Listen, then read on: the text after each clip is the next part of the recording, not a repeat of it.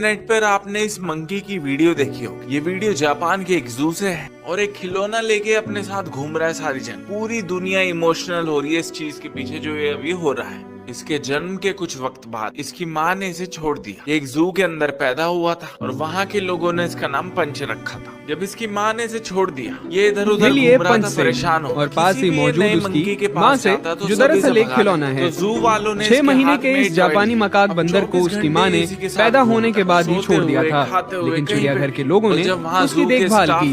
अब पंच को इस सॉफ्ट खिलौने के रूप में अपनी नई माँ मिल गई है। पंच की कहानी इंटरनेट पर वायरल होने के बाद सभी उस पर प्यार लुटा रहे हैं। देखो, जिंदगी में बहुत बार ऐसा हुआ कि जब लोग आपको रिजेक्ट आपको अलग अलग जगह, और अगर अकेले रहना आप सीख जाओ, इस दिमाग को इतना ट्रेन कर लो कि किसी की जरूरत आपको ना हो, तो आपको कोई नहीं हरा सकता। अभी रिसेंटली इंटरनेट